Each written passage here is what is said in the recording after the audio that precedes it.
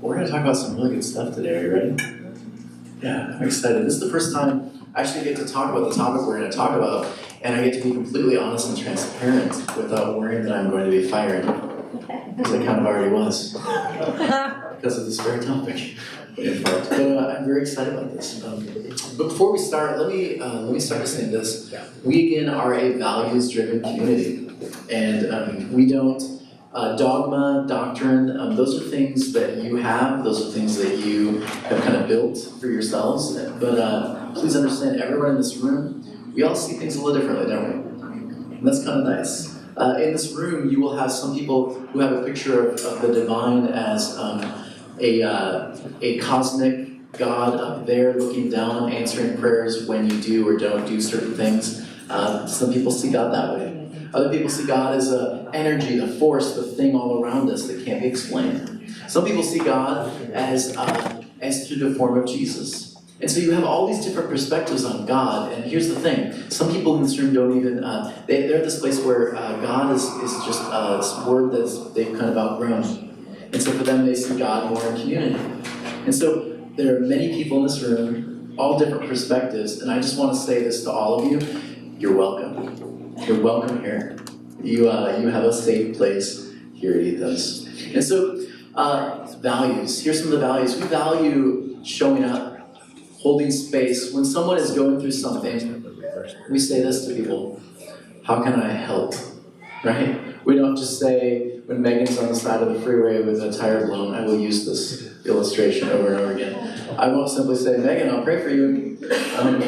What I'm going to do is, Megan, do you need help? Can we send anyone for you? What can we do for you? Do you need a new tire? Like, what do you need, Megan? Those are things that I'm learning to do better. Those are the kind of things in the kind of community we want to be. We want to show up. We want to hold space. We want to ask how we can help. Also, we want to be an open-minded community. And that means when there's a new idea or something that I may not have seen before, here's what I do. I don't put up a wall. I don't immediately begin to disagree or find ways to insert my opinion next. What I'm going to do is I'm going to say, that's interesting. Tell me more. I want to hear more because I'm interested in you and your perspective. Doesn't that sound refreshing to anyone? That sounds really nice. Those are things that we as a community are learning to value. And so we've gone through this really interesting series called the Art of Deconstruction. And most of the ideas that we're talking about have been from you. You've said, I want to hear more about this. I'm curious about this topic. I want to hear what your perspective is when you look at the Bible and how you kind of pull certain ideas. I want to hear more of that. And so we've been doing this thing called the Art of Deconstruction. And the interesting thing about deconstruction is you have to be okay with this swear word called uncertainty. Uncertainty is terrifying to some people. I think oftentimes religion offers people an idea of certainty, but the truth is certainty, it's not as safe and as good as most people pretend it is. Certainty doesn't ask of you to grow. Certainty tells you you can stay within that same perspective and never have to change. Where uncertainty says, dive in. It's scary. There's a lot of unanswered questions. There's a lot of questions. There's a lot of, I don't know. Uncertainty says we jump in, we swim through the liminal space, we ask questions, and as a community we grow. And the person you are 5 years ago, it's not the same person anymore, is it? You've grown, you've changed, you've evolved. And that's the beauty of what we're doing here. And so these concepts, we may not all agree, but the beauty is we're asking the questions, and we're calling ourselves to something deeper, a larger epic place of growth. So last week, 2 weeks ago, we talked about what is the Bible. We talked about how the Bible is not set up to be a history book. It's not set up to be a scientific book. That's not why they wrote it. When they wrote the book of Genesis, they weren't saying this. I wonder how the geological columns were set. I wonder how the earth was truly formed. I wonder how old the age of the earth is. I wonder how carbon dating works. That's not why they wrote that. They wrote it because, again, they were putting their values and their story into different people. They saw themselves in the story. And so we look for meaning over literalism. And so every story in the Bible, what you'll find, in most stories actually, really compelling ones, you'll find there's life, and then there's some kind of death. There's something that takes place where there's a tragedy, there's a death, there's a dying to something old, And then after the death of the old, new life emerges. Anyone ever go through that in your own life? Maybe relationships, maybe ideas, whatever it is. The thing had to die, change, morph, in order for the new you to begin. If we were in a church, someone would probably be like, amen. Here you can just be like, right on. Life cycles. You see that all throughout there. Ideas shift with time. We talked about a couple weeks ago, the redemption story we've all often grown up with was not the actual story that the Hebrews believed. They did not see man as evil, terrible, fallen people. The people who actually wrote this book saw mankind as originally blessed, not originally sinful. And we talked about how Judaism does not believe in the idea that we are all bad and evil and we need the murder of someone to take place in order for us to feel good about ourselves. Isn't that refreshing? Yeah, that's kind of beautiful. For them, they saw the world as originally blessed. Life is originally a blessing. And what you do with it, how you allow wisdom to steer knowledge, is really up to you. But there's some really beautiful guidelines and truths in there that can help us in how we order life again. And that's where the picture of Jesus comes in from last week. Jesus is this beautiful symbol now for Israel of how do we reorder life? What does it look like to forgive, recycle hate with love, to walk in a new kind of reality that brings life where you go? Jesus was that picture, and guess what? Jesus was actually Jewish. I don't know if you knew that. So it's important to understand that. If Jesus was Jewish, we should probably understand how Jewish people thought and why they wrote, right? And so we talked about all those things. Is that a fairly good recap of everything, folks?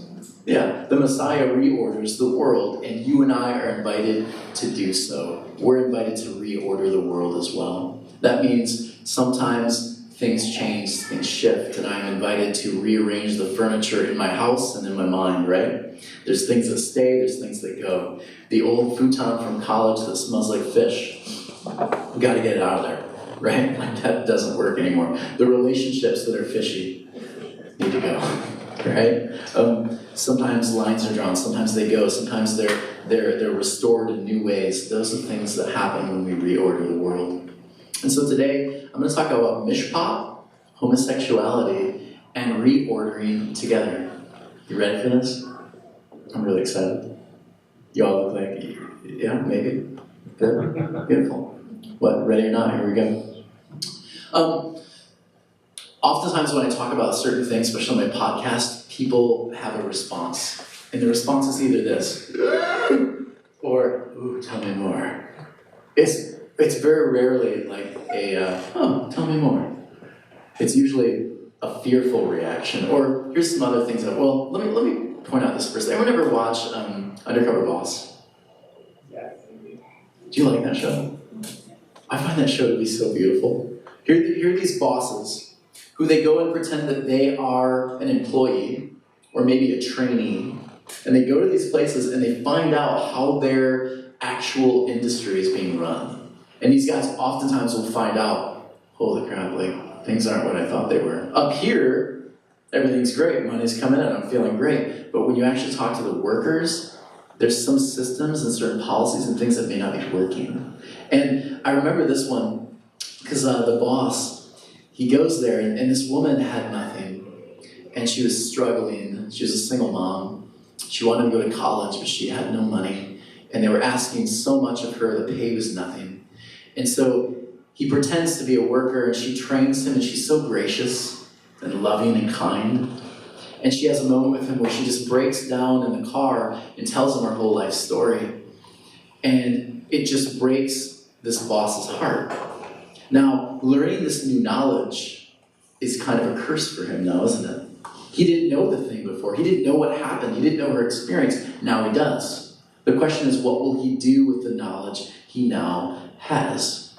You're going to get some knowledge today and some ideas. You're going to be cursed with new knowledge. What will you do with it now? That's the question. And what he does is he does this beautiful act of solidarity. She starts crying, and what you notice immediately is the boss begins to weep like a baby. It's beautiful. He falls to the floor weeping with her as he says, I'm going to pay for your college, and I'm going to make you a manager, I'm going to change your life, and your son, who's had all these hospital bills, I'm going to take care of those as well. He chooses to confront the issue the pain that he has been a part of, and he chooses to sit with her and actually make a very real positive difference in her life. And I thought, man, that's gospel. It's beautiful. It's gospel. And so many people, though, when they hear a new idea, they'll do this. They'll avoid it. There's some kind of tension, and so instead of like dealing with the thing, they'll oftentimes kind of stand at a distance, and they'll just kind of, like that topic is, I don't know, like that's a little sketchy. I don't know what I think about that topic. I'm going to stand at a distance. Many people will do that. And sometimes they will put you at a distance, won't they? Yeah, avoidance. It's not a healthy way of dealing with the new uncertainty that's come into your life. Some people will just flee. You know those people? When something new comes up, they will just charge away. You'll never hear from them again. And they'll send you a postcard periodically, right? Or a Christmas card.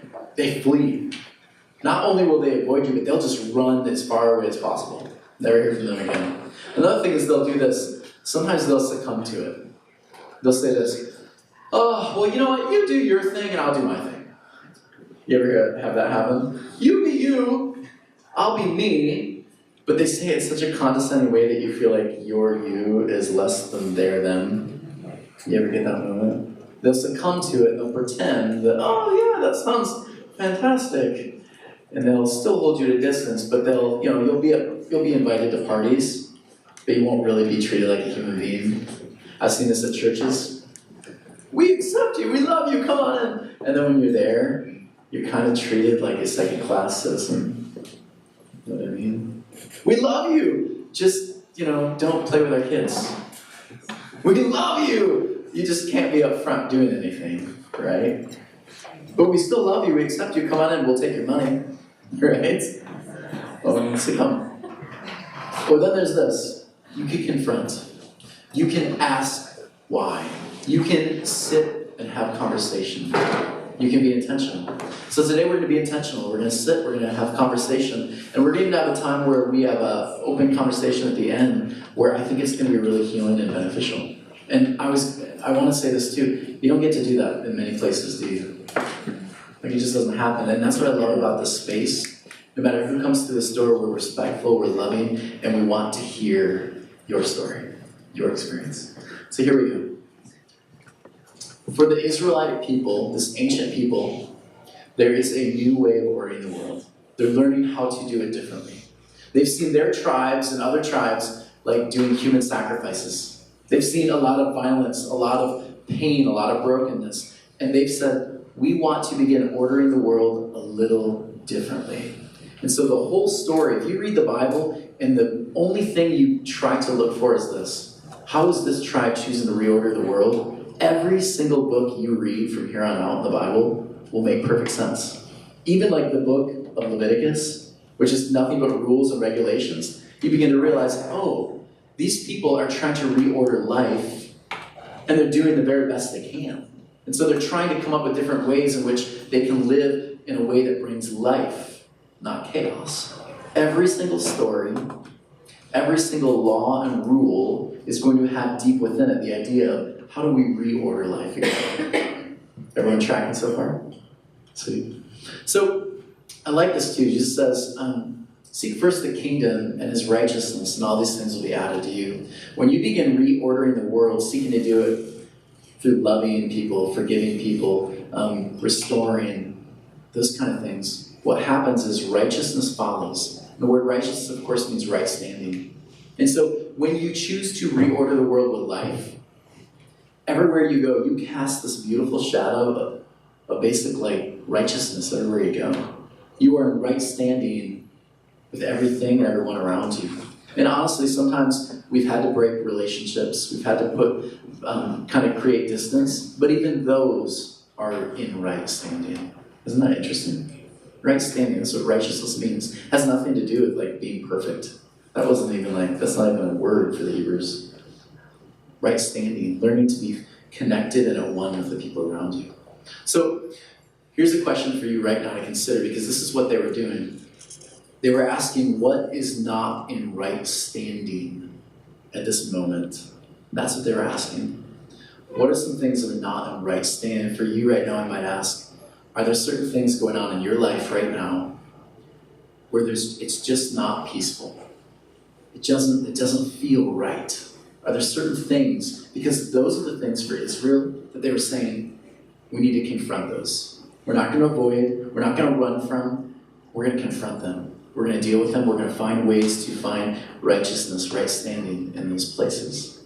And so they're moving the boxes, they're figuring it out, they're rearranging things. For them, they had this word called Mishpat. Can everyone say Mishpat? Mishpat. It meant justice, it meant reordering. And so for these people, these Israelite ancient people, they said, we want to allow Mishpat to begin guiding us in everything we do. We want to seek justice and reordering everywhere we go. And so that's Adam and that's Eve. They're naked. That's how the story goes, right? The word Adam, Adama, means dirt. The word for woman, Isha, is dirt, breath, wisdom. All those ideas connected. So Adama, Ish, and Ah-ish, Ish-ah, these two words, when the ancient read the story about Adam and Eve, please understand, when they read it, they would read it like this. Dirt and wisdom walked through a garden, and they ate of knowledge too quickly. And as they were ordering, naming life, again, the idea was they were supposed to name all the animals. For the ancient, that was a term that meant ordering. So please understand, their God steps into chaos and brings order, and now they are called to do the same. But as they are ordering life, as you are ordering life, as you're choosing what stays, what goes, will you do it using wisdom or just the angry passion that you have? Come on. Anyone get that? For Adam and Eve, dirt, right? And breath, dirt. Mankind is the idea here, the symbolic metaphor of this whole thing. They chose not to allow wisdom to steer their knowledge, and they ate of knowledge too quick. And it steered them into chaos. That's the story of Adam and Eve. What do you think of that story? Do you know that Jewish people don't read that as a literal story? They read it as a metaphorical story in which Adam and Eve symbolize mankind and their tribe. What do you think of that? I'm just telling you what the people who wrote it believed. That's not even like I'm pushing an agenda, I'm just telling you that's what they believe, the people who wrote it. Now you can choose to believe that they chose to believe something else when they wrote it. Completely up to you. Now I'm being facetious and a bit of an a-hole. So here's Adam and here's Eve. Here's dirt, here's wisdom and dirt. And they're walking together. And Israel sees themselves in that picture. Now, every once in a while I will hear people say something like this. You notice, it's not Adam and Steve. I love how good looking these men look, by the way. They do look good. Well, with a name like Steve. It wasn't Adam and Steve, it was Adam and Eve. And they will essentially base their whole idea of marriage and partnership on this, because they're taking the story very literally. Well, it was a man and a woman. And so that was from the very beginning. That's how it must be. It wasn't Adam and Steve. So let me share with you some ideas about why that could potentially steer you in the wrong direction when you begin to literalize the story and this becomes your argument. The institution of marriage, if you're going to take the idea of marriage, the institution of it, as written by the Bible's writers, then let me share with you what marriage looked like for the people during the Bible. If you're going to take your perspective, your idea of what marriage looks like from the Bible, are you ready for this? This is going to be fun. It might deeply offend some of you. Awesome. It'll open up for really great conversations. Here we go. Genesis 29:18. Biblical marriage is a man arranging to buy a girl from her father for an agreed upon purchase price. That's marriage in the Old Testament. Wouldn't that be great if you were like, hey Dad, thanks so much for selling me to that older man. Creepy older man. Or maybe it was for a good price with a good person, I don't know. But either way, you were purchased. You were a good. How's that land for you?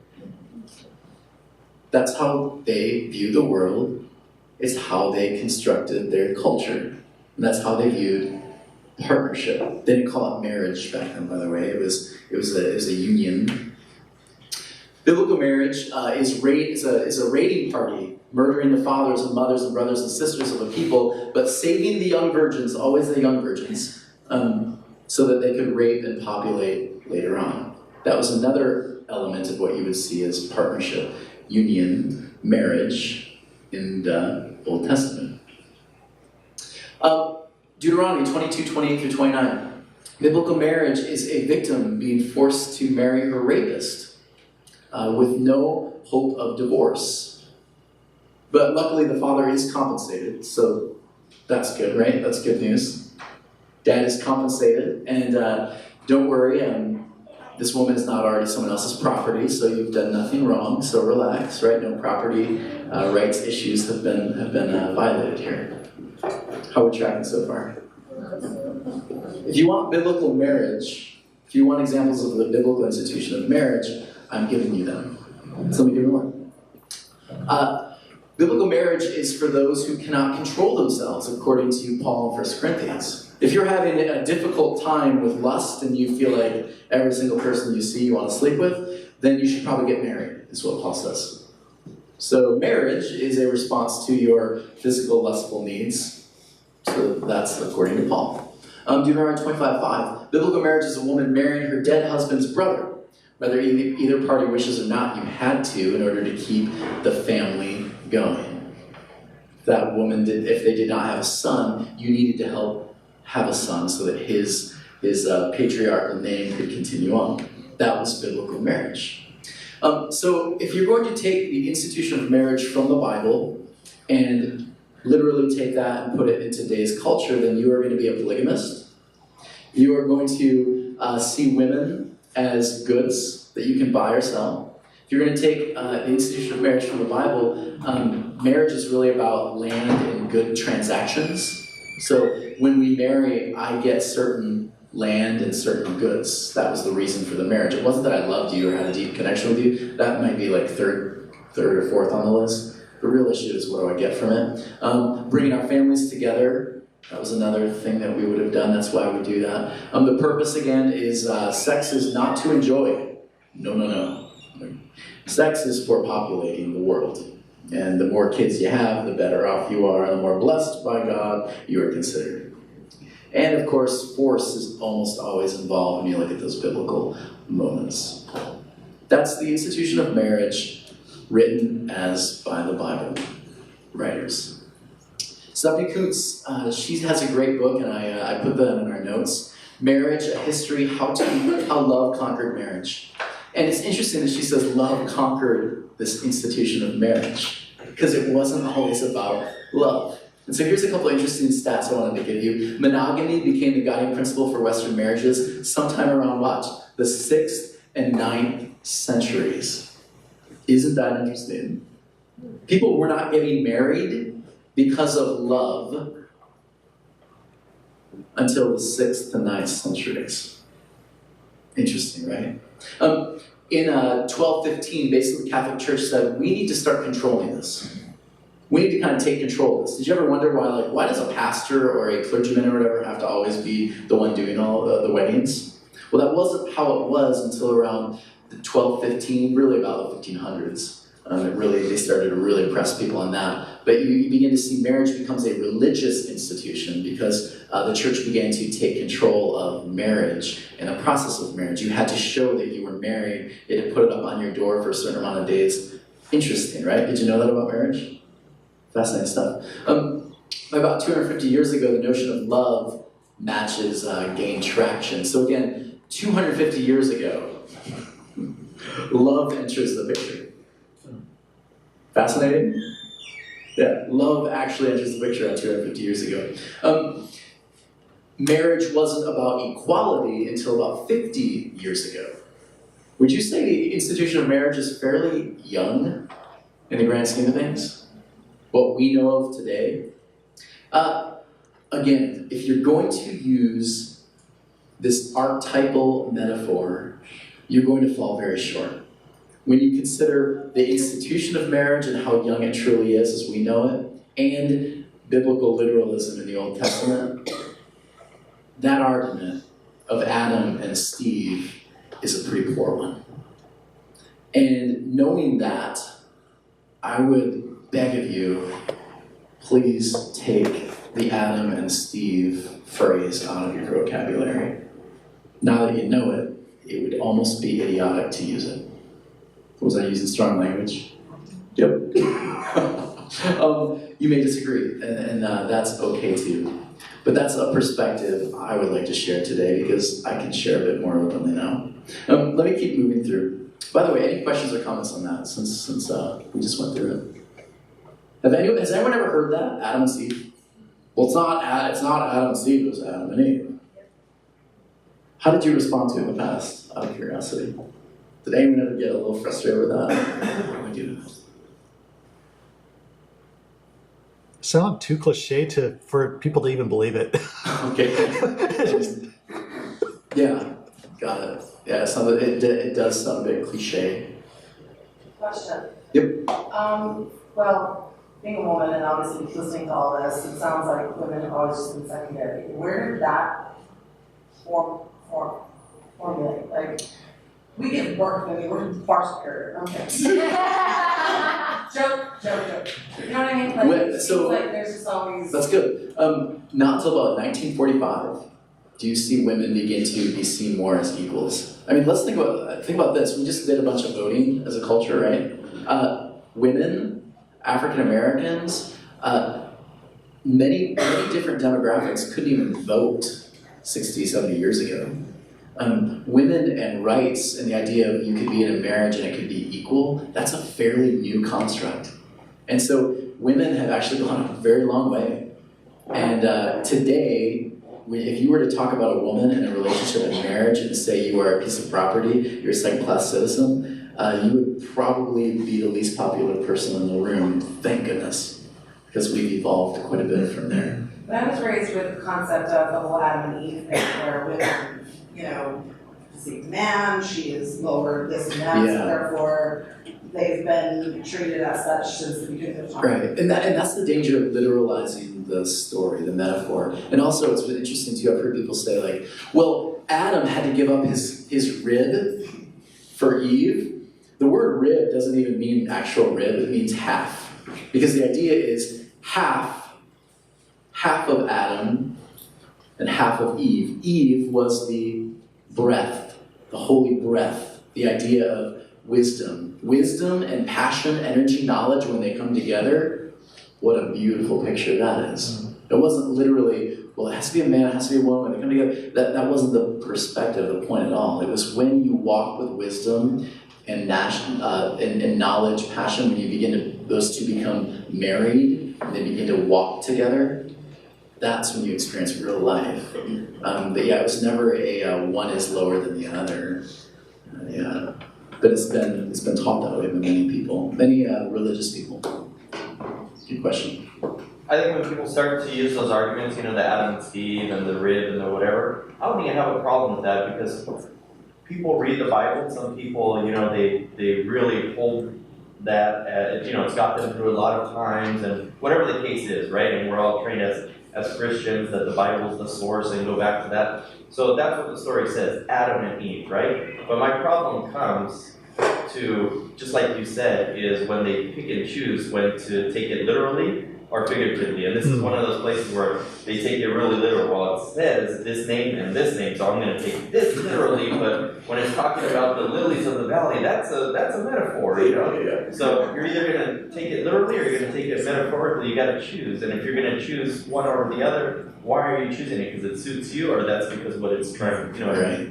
I also find it interesting too that the Genesis 1 and Genesis 2 there's a poem about creation and there's a story about creation. And really the two, if you're going to take them very literally on sequencing, they don't match up. And again, so which one are you going to accept? Well, it's because neither one of them was about the literal creation of the world. It was about their perspective of what their God does and what they're called to do. He steps into the void, the chaos, begins creating order, and empowers mankind to begin naming, right? To begin ordering life, anything that brings real life real value, real connection, real restoration is what man is supposed to be doing. It's a very different, it's actually the original take of how to view that. Good. So Mishpat. Mishpat is justice. Mishpat is restoration, it's order. The opposite of Mishpat is Radah. Radah is to disorder, it's to create chaos. So for the Israelites, they were seeking Mishpat, but they ran into Radah often. They would often get to the points of disorder, brokenness, chaos. So how do we avoid Radah? And so Radah, again, to break down to disorder.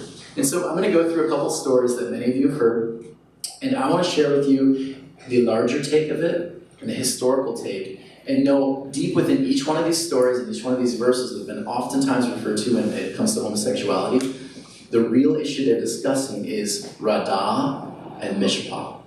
That's the issue. What brings life and order and what doesn't. So how many of you have ever heard of the story of Sodom and Gomorrah? Interesting story. I've always struggled with it a little bit.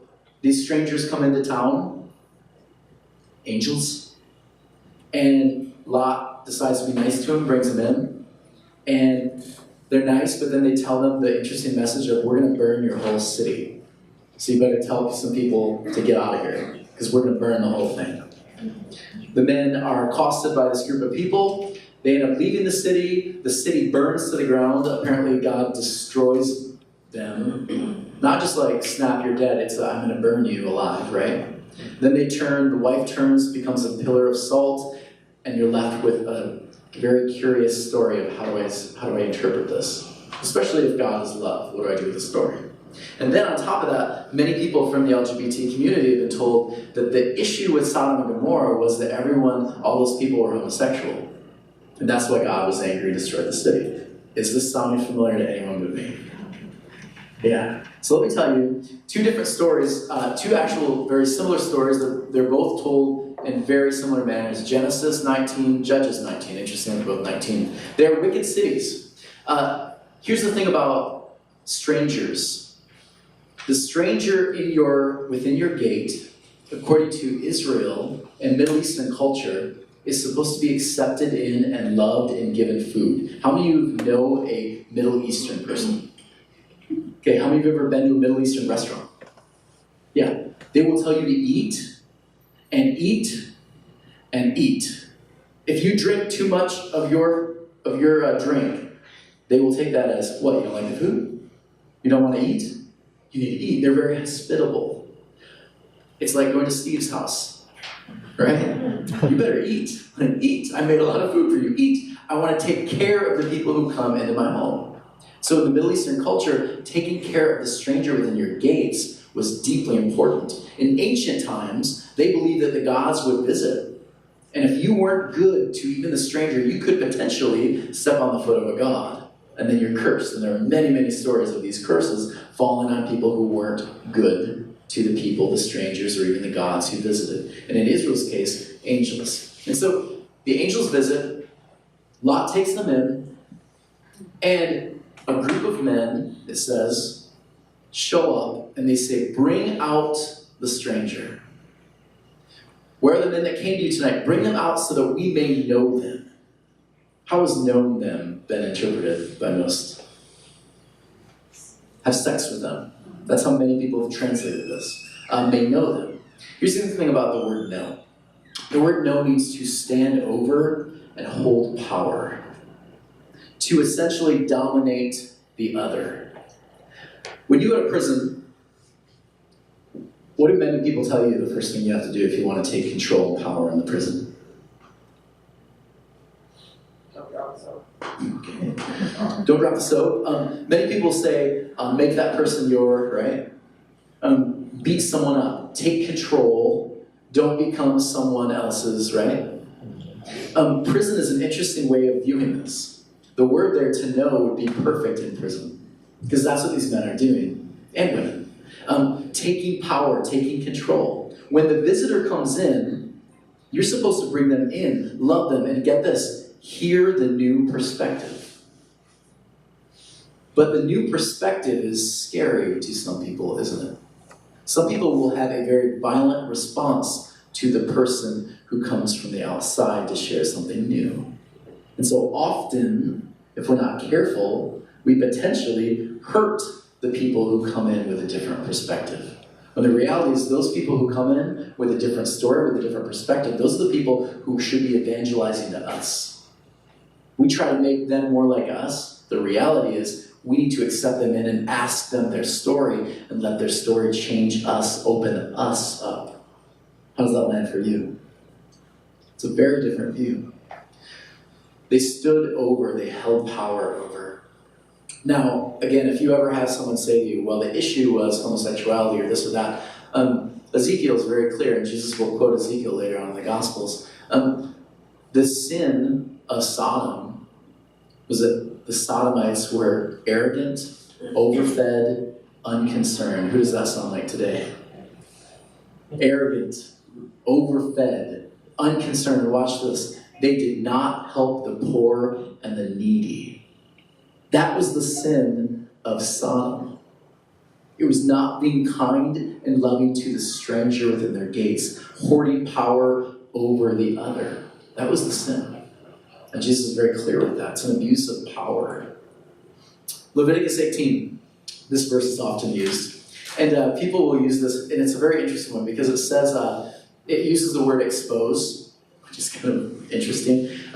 Don't expose yourself to this, and this. It's a big list of what not to expose yourself. The word, though, for expose is galah. It means to stand over someone. The word means rape. Interesting, right? They had to create a whole chapter on that. And they had detailed listing of who not to rape. Because rape was normal in their culture to some degree. These are ancient people, and rape was normal to some degree. So they have a big list of who not to rape, who not to stand over. Close relatives, so father, mother, children, children's children's wife, husbands, daughter-in-law. Women during their menstrual cycle. Don't rape another man. Don't rape animals. Apparently, though, it's okay for a woman to rape another woman during that culture, because that wasn't mentioned. Interesting. I'm joking. It's a weird joke. Here's the thing about this weird chapter in Leviticus. Don't you think it would have been easier if he was just like, don't frickin' rape people? Like, let's just not rape people. They weren't there yet. They weren't there yet. But they were moving in that direction because Mishpat was an idea they were moving toward. Today we would say, rape is disgusting, right? Rape, it shouldn't be done. We're still trying to figure that out. Our politicians haven't quite picked up on that yet. Hopefully at some point they will.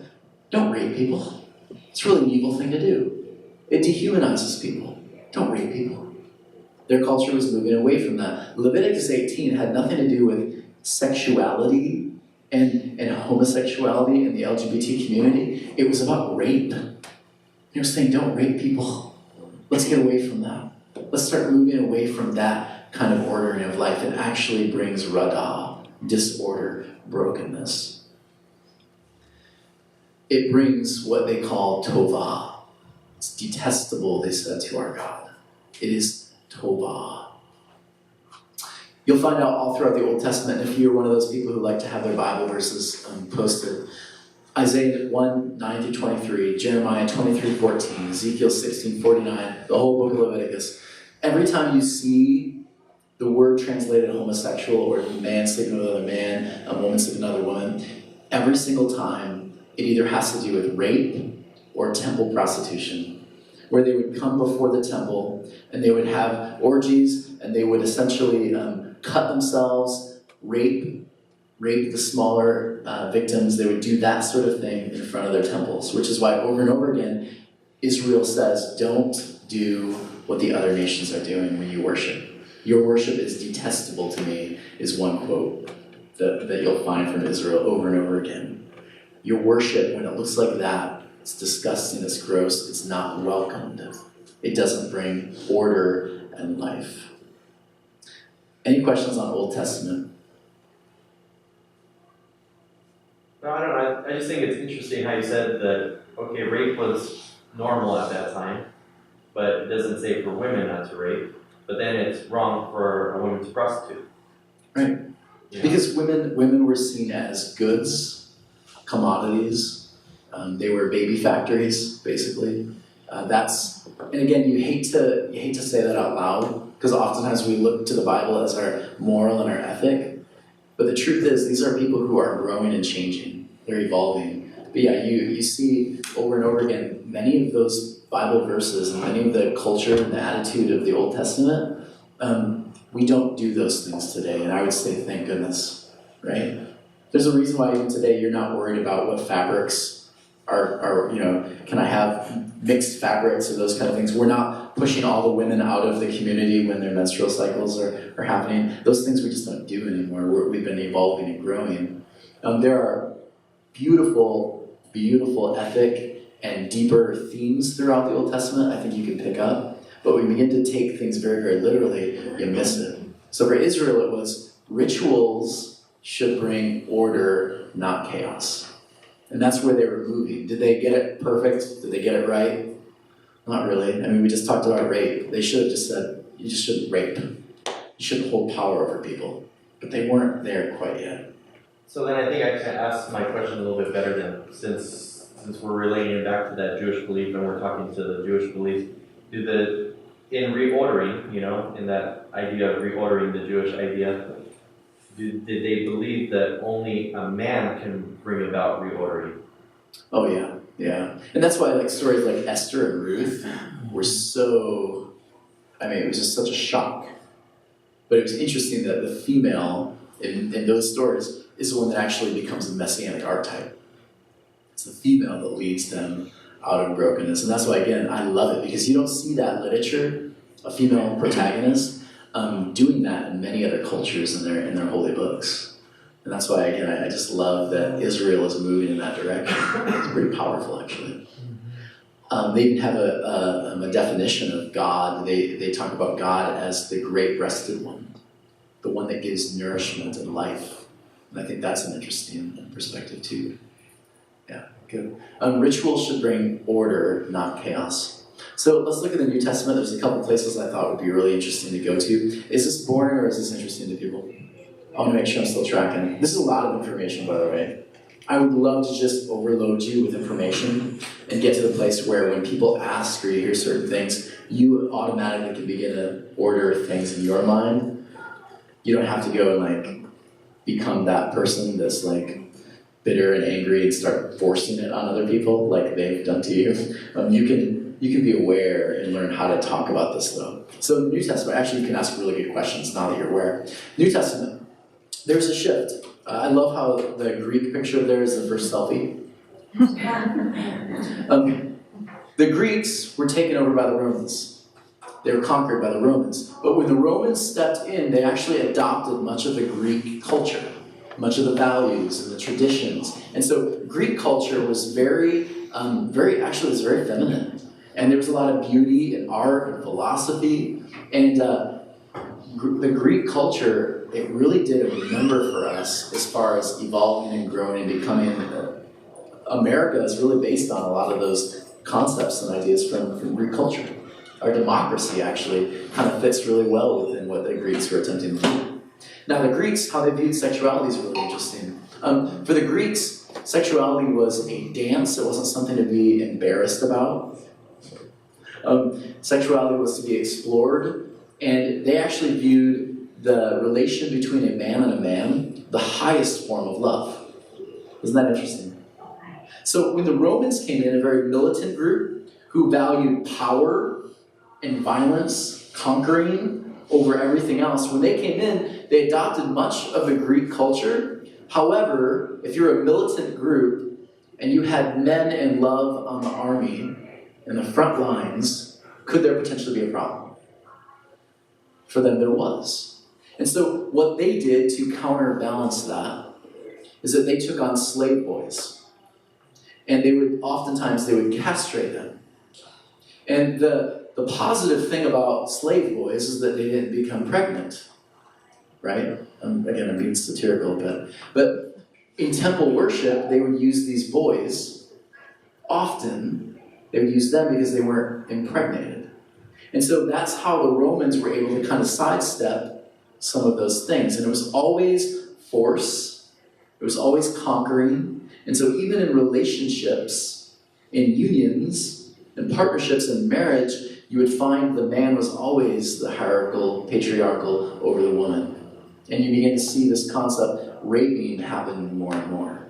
And so with that knowledge being said, let me introduce you to what this early group of Christians in the first century, this is the stuff they're combating now. That makes sense to everybody? Yeah. So the shift, again, we talked about all that. And so many people will immediately go to 1 Corinthians 6:9. Or do you know that wrongdoers will not inherit the kingdom of God? Do not be deceived, neither the sexually immoral, nor idolaters, nor homosexuals. There you go. And many people will just give that verse and they'll say, bam. Love the sinner, hate the sin. Right? That's what they'll say. Love the sinner, hate the sin. It's the sin, it says it right there. Here's what I want you to know. This is a translation of a translation. So this was originally, it's written in Greek from a Hebrew mind. That would be like you as an English person writing Spanish. Got it? And then that Spanish being translated about maybe 20 different times until you get to that 20th edition and you get that today. Do you see how words change and shift over time and culture? So it's important to go back to the actual Hebrew mind and the Greek word. Are you ready? This is so much fun. The word is malchus. The word literally means soft. And it was a reference toward child prostitutes, mainly young boys. So look back at that word. Immoral, idolaters, or homosexuals. So again, understand what they're saying here. Those actions are wrong. They don't bring order. They won't experience this kingdom of heaven. Heaven come down. Everything at oneness. You won't experience that if you're partaking in that action. Malchus. Here's another one many people go to. 1 Timothy 1:10. For the sexually immoral, for those practicing homosexuality, for the slave traders and liars and perjurers, and for whoever else is contrary to the sound doctrine. What does that word mean now? Again, isn't it interesting that that word, again, has a translation? You go back far enough, here's what the word was. Arsenokoitus. Coitus, right? Sex.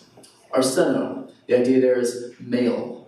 And deeply embedded in there is the ideas of stealing, falsely accusing, murder, forceful relations, and malchus, young boys. And so when he's referring to this, he basically created a word that is both Greek and Hebrew, mixed with a bunch of Roman concepts. And so arsenokoitus, it's so hard to say, has changed over the years. And I want to share with you this. It started as arsenokoitus. It meant, again, rape. It meant stealing someone's identity, all those different things, which oftentimes we would associate today. But look how it changed. In 1587, the British they translated it as a buggerer. A buggerer was someone who was dishonest. They would creep up on you at night. They'd steal your stuff. And they would often, the idea here, the mental picture is they'd go from behind you. They would take advantage of you. They would rape you. Do you guys get it? That was what a buggerer did. This was not what we see today in homosexual relationships, is it? Like, I'm not going to take advantage of it. I'm not going to steal your stuff. I'm not going to, in the dark of night, rip you off, take your identity. That was the idea of buggerer. Abusers of themselves and mankind, 1607. The translation next was the brutal. Then it shifts to sodomites. Now please understand, 1899, you begin to have a movement away from the British into an American colonialism, which was deeply affected by Puritan culture. And so it shifts. Sodomites, liars with mankind. Then for the first time, 1946, is this a new translation? Yeah, homosexuals. Then 1958, you have all of these really homophobic mentalities going on in the 50s. Perverts. Then homosexual perverts, homosexual offenders. 1987, practicing homosexuals, and now the term is back to homosexuals. What if I'm really ironic about this word? Is it used to refer to a group of people who are being brutalized and taken advantage of. And now it's become a label used to take advantage and marginalize a group of people. Isn't that interesting? Arsena coitus. Romans 1, again, I'm giving you every verse that many people will go to, because I think it's important to get this out of the way first. God gave them over to shameful lusts. Even their women exchanged natural relations with unnatural ones. In the same way, the men also abandoned natural relations with women and were inflamed with lust for one another. Men committed shameful acts with other men and received in themselves the due penalty for their error. Going back, what was natural relation? Many people will say, well, see, Adam and Eve, not Adam and Steve. Nope. We just kind of moved through that one, didn't we? Natural relations with someone would bring order and life. It would be life-giving, right? Natural relations bring life. It brings positivity. It brings order. It brings restoration. It revolves around love. Unnatural is where we take advantage of the other. Rape, where we overpower the other, where power is more important than love. That's the unnatural. And so watch this. This is actually an interesting reference. When you understand Romans, and you understand what's going on with the Romans in that early church, you'll get this. The concept here is there's this idol in Rome called the Magna Mater. And she was like the protectress of Rome. I can't say that word. But here's how they would worship her. And again, Paul's trying to reorder life and saying, we do this differently. We don't worship the same way they worship. We do it differently. When they would go to worship Magna Mater, here's what they would do. They would forcibly take advantage of children, women, animals. And it didn't matter which sex it was all about force and taking advantage of another. That's how they would worship Magna Mater. And so when Paul begins talking about this to Romans who knew very well about this, please understand that that's a very obvious connection. It would be like today if I talked about a donkey and an elephant at odds. You'd know what I was talking about, right? They're both a bit of asses, but we get the idea. Today, we get it. 2,000 years ago, I talked about a donkey and an elephant at odds. It's just going to seem silly. Do you guys get it? For them, this would have made an immediate connection to Magna Mater. So, here's my question to you. How do we reorder the world? If life should be revolving around Mishpat, order, life, bringing positivity, balance, righteousness, right standing with everything we connect with, how do we reorder the world? Here's what Jesus seemed to say over and over again. We seek justice, we seek healing, we seek forgiveness, we seek mercy, humility. Here's the thing. I think a lot of Christians need to do some apologizing to a certain community. I really think we do. We've said some really horrendous things, and even out of love, we've said some things that were just not right, that were really demonizing and hurt people. Some of my friends in the LGBT community, they'll tell me when they heard people say, it's all right, man, love the sinner. Hate the sin, but love the sinner. Being called a sinner because of your desire to be in a relationship with another person, do you know how deeply destructive that is? That is radah. Do you know how many of my friends have been told over and over again, when they share that they are homosexual, and then people next to them say, oh, it's okay. Do you know how destructive that has been for them? To go to a church and say, you are accepted, we're an accepting church, and then being told, you can't participate with us. My good friend, he worked at a fairly large church, and he decided I'm going to be honest and let people know of my sexual orientation. And he did. He was the children's pastor. And do you know that they booted his booty out of there without even having a good conversation? They were uncomfortable with him around their children. Do you know how destructive that has been for that community? And who has been the one group that has hurt them the most? It's been us. It's been churches. And I think religious people honestly have to have some humility right now. We need to be able to say, I'm so sorry. Even if you weren't a part of it, to say, I'm so sorry that that happened for you. What can I do to love and support you?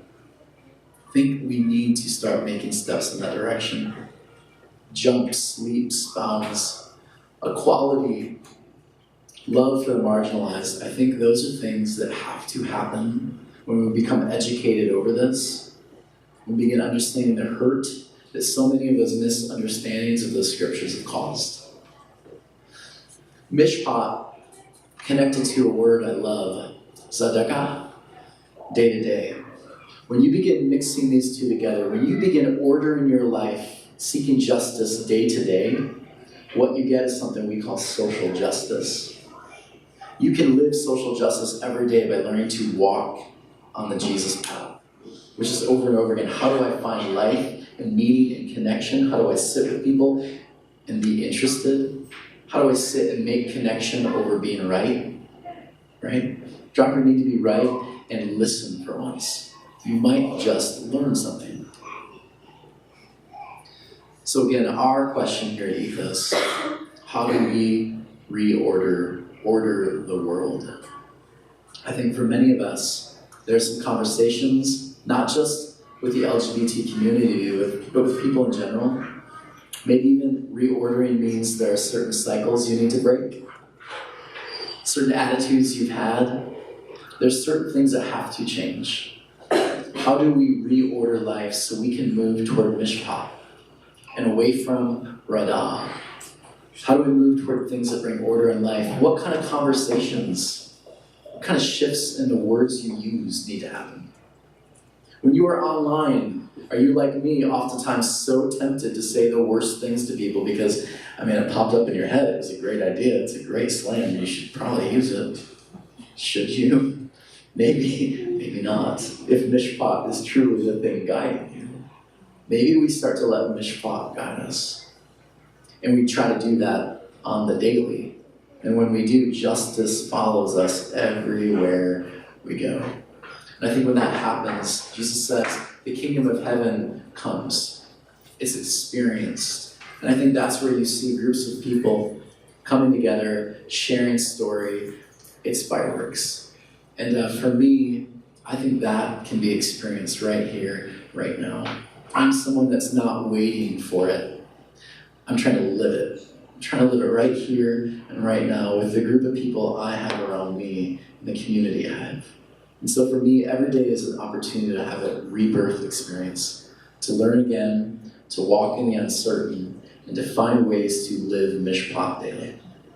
I hope that was helpful for you. What I want to do right now is I want to answer any questions, comments, concerns you have, and open it up for any kind of dialogue that might be helpful for growth or just hearing things out loud from other people. So I'm going to open that up right now. Any comments, questions? How did this land for you? Go for it. I love it. The first person's always the bravest. It's always the most terrifying.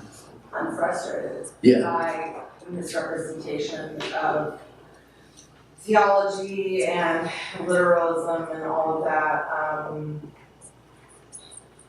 It doesn't land as well for me how much judgment is out there. I'm heterosexual, and if someone were to ever tell me loving a man or being attracted to a man was wrong, I don't even know what I would do with myself. Wouldn't it be weird if I were to say to you, oh, okay, you love that person. Tell me what happens in the bedroom. Because I want to hear what happens in the bedroom, because then I can tell you if you're sinning or not. Yeah. We don't say that to heterosexual people, but people seem to really get in the nitty gritty with the LGBT community. I think a lot of this information you shared really needs to be expressed as best as possible. I think we have a responsibility with the knowledge. You can't ignore it. Bottom line, I have a lot of friends in the LGBT community, and I love the conversation of, well, how did you know? How old were you? I want to discover with them what it is that they've gone through, or the oppression is severe and it hurts me. I don't know certain things, so I ask the questions as best as I can. I'm super ignorant on a lot of stuff, but I think that community has withstood a lot of abuse, like on fly. But here's the thing too. Sorry for the question. It's okay to be angry. You have every right to be angry if you've gone through that. Like, that's a normal thing. The only thing I would say is how you use that anger is what's important. You're angry. Jesus was angry. He flipped a bunch of tables. He pushed a bunch of people out of the temple. He was angry because he saw a system abusing people. That's why he flipped the tables in the first place. You're angry. We need to flip some tables, don't we? Like, we have to flip some tables. How do we do it in a constructive way that brings life and order? Because we could just flip a bunch of tables, piss a bunch of people off, go into every church and just like hold up our signs, you know? We could do that, but that's not actually very constructive. So the challenge is, how do we share this? How do we act in Mishpat ways, in constructive ways that bring life? Use the anger, let it fuel you, but let it create positive reconstruction. Yeah, it's not a matter of, the anger I have is super passionate. I don't need to flip tables. I love to. And I'm just saying that generally, not the personally. tables will be flipped on the people that don't accept it. That's true. Yeah.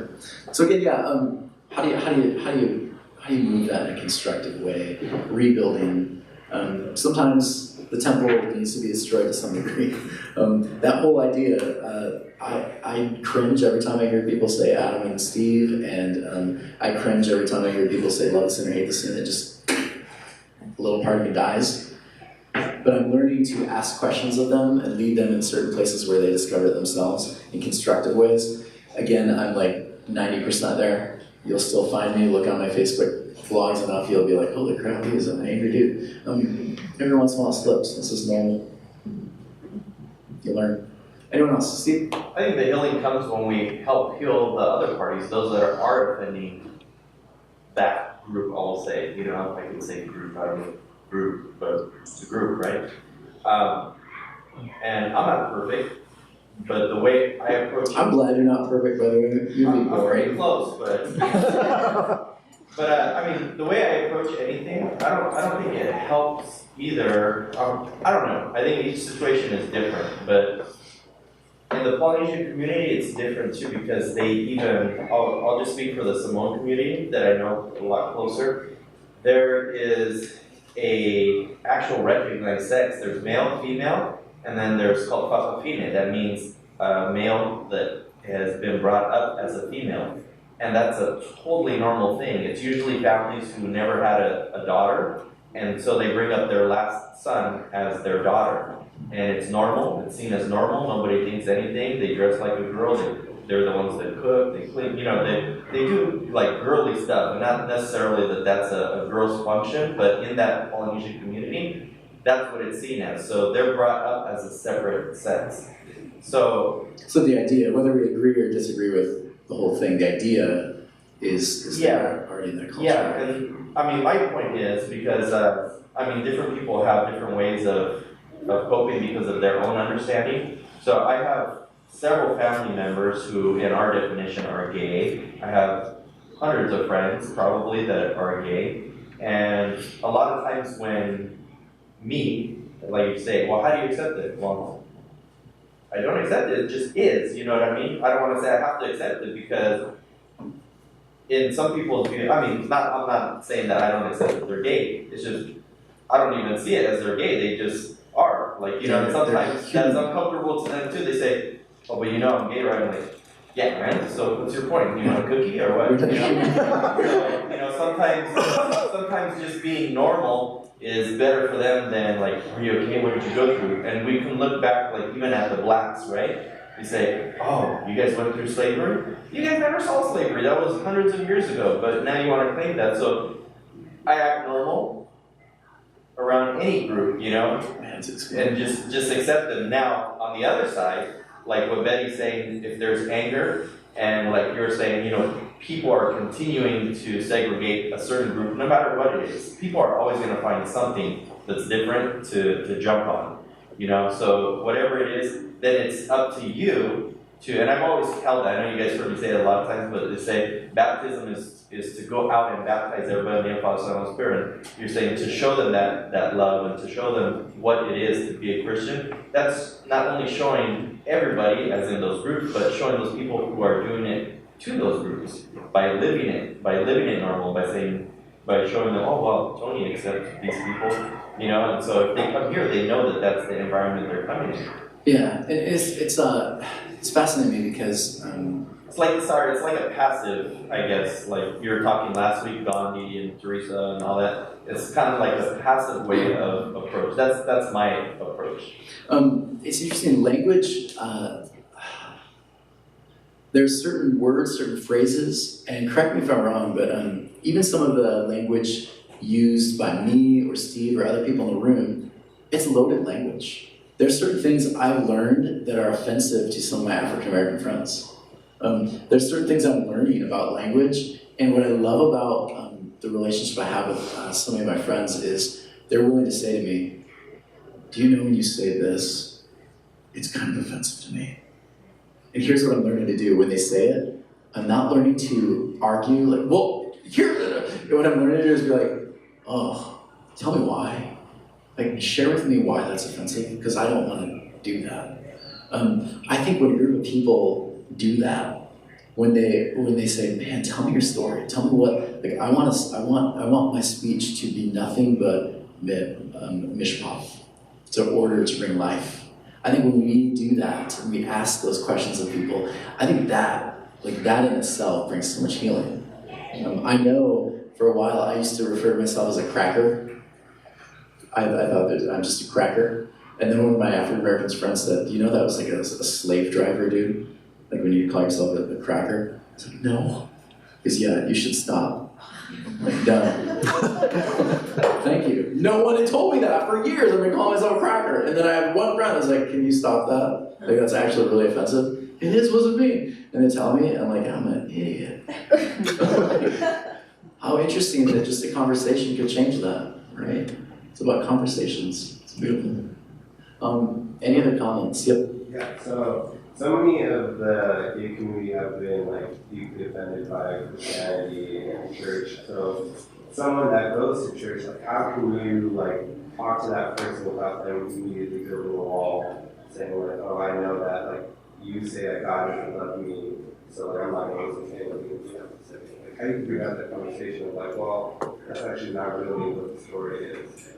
I don't. Usually, for me, my friends will ask me. I don't ever want to be the one that like jumps into conversation with assumption. And you know what? We have many people in this room that can answer to that better than me. So I don't know if anyone would like to answer that. Say it one more time.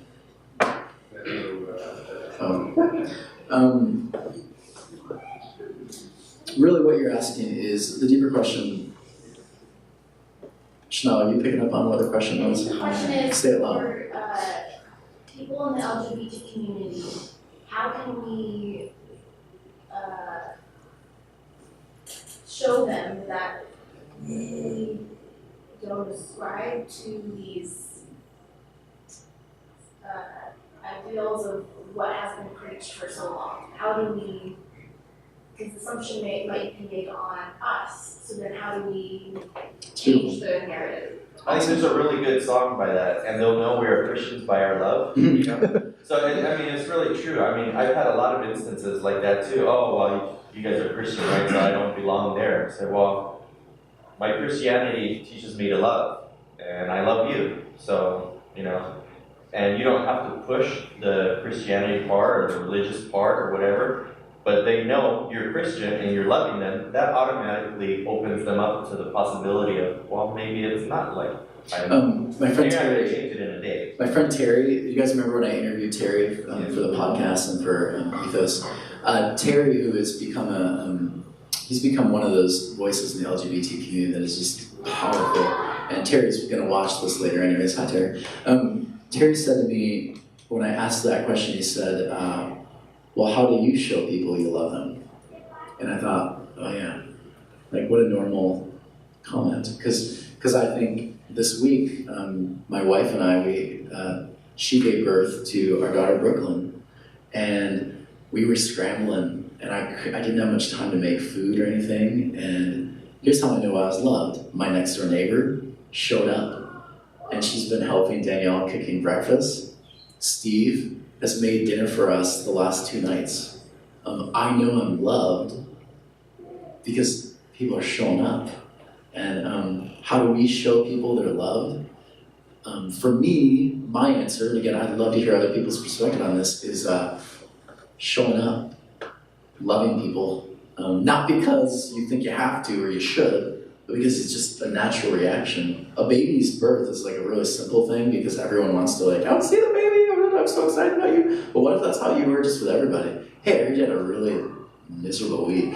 Can you come over and just hang with us? I made some tacos today or whatever, want to come over? And it was for anyone, but like that's how we treated everybody. And I think that's, at least according to my friend Terry, those kind of actions, very normal, common human actions, go a really long way in bringing people together. I just want to share something. When I was in school up in Oregon, I had a couple of different roommates. And one of my roommates was gay. And we didn't know it though. And for 2 years, 3 years as friends, but 2 years as roommates, myself, my other friend, we didn't know it. And we were just friends. And years later, he came out, he told us. And fortunately for us, our relationship was based on that friendship, based on taking care of each other up there. We were all on our own up there. And so, fortunately for us, we were just friends. And that, when he did come out, it really wasn't a big deal to us. I mean, obviously there was something fearful about him not wanting to reveal it. But eventually he did. And that friendship, treating each other normally, caring for him caring for us as you would any other friend or family member, was the basis, and it made it easy to accept. And for me, it actually was something that was enlightening because I had certain conceptions too based on the Bible verses, but it made me start to think, and like, how can this really great guy, who really, he was a year ahead of us in school, who took care of us, who guided us through law school, who really took care of us. How can this really great guy not go to heaven? How can this guy, be condemned and be treated a certain way and not? It just didn't make sense, and that, quite frankly, has opened up, my curiosity and my wanting to understand, what was his future, spiritually and stuff. And so stuff, talks like this are just wonderful. I mean, in terms of helping me understand those types of things. Good. It's beautiful. Anyone listening right now will not have heard any of that story. It's all right. Friends who share and who have come out, being their friend is really beautiful and valuable. Nothing should have changed. Yeah, good. To add on to what Lance said, I think the way that you approach that is that you have to be friends with them first. You talk about language being offensive. I have people in my life, I'll use the African American Black community. I have people who are highly offended if you call them African American. Yeah. And I have people who are highly offended if you call them Black. So it depends on your relationship with that individual. That's good. Whether your relationship with, whether it's homosexuality or just somebody who's not been brought up in the church, whether they're Buddhist or, some other religion, how you bring them into the church is you have that loving relationship with them first, and you approach that bringing them into a church with what's comfortable for them. How do you love them? Yeah, and language. So even like the idea of bringing them into church, I cringe with that phrase. But yeah, it's so much of it's relational, and so much of it is it's a relationship with a person, and it's sitting down and wanting to listen. That's so good. Any other comments or yep? Well, I think that kind of like we kind of mentioned it. Just ask. Just literally, I think that sometimes we're so scared to literally just ask somebody, you know, like, what are you comfortable with? What may offend you? What should I be cautious of? And I'm coming from, and we kind of talked about this because the company that I work for, my CEO has a transgender child. And we got a whole class on transgender and how people identify and everything. And the number one thing you can do is just ask them, how do you identify? And when it comes to that, you know, they have pronouns, you know, do you go by he, she, they, something like that. But even if they're not transgender, but they're just any part of that community, then just ask them what they're comfortable with and where they're coming from. So I think we get really scared to like just ask sometimes, and we're so scared to say the wrong thing, and then we don't say anything at all, and then that can kind of flag people off too. Yeah, we just avoid it versus just ask, and then, you know, show your love, show your friendship, and everything. It's beautiful.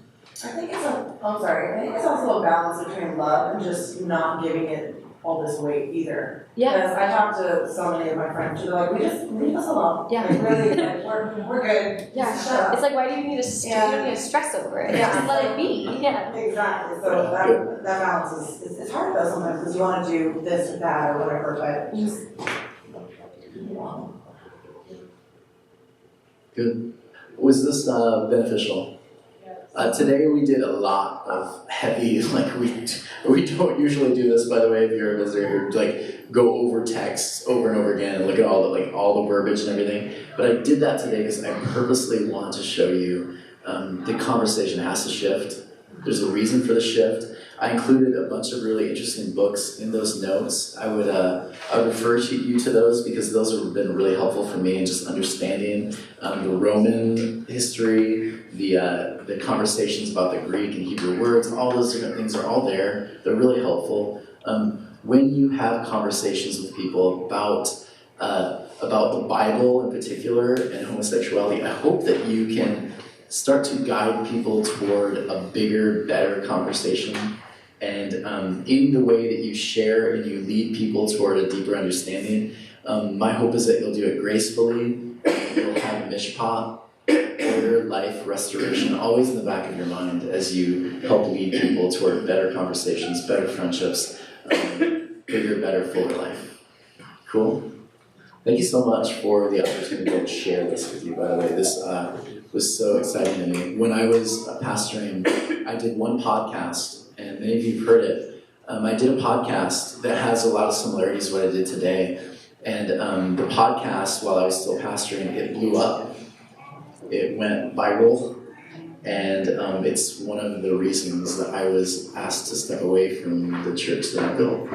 And it's such an empowering moment for me to be able to share this with you, not hide from it, but share the truth that I've kind of moved into and not be afraid. And so I want to thank you that I'm able to be in a safe space with all of you. It's deeply, deeply just a beautiful thing for me to be able to do with you. So thank you.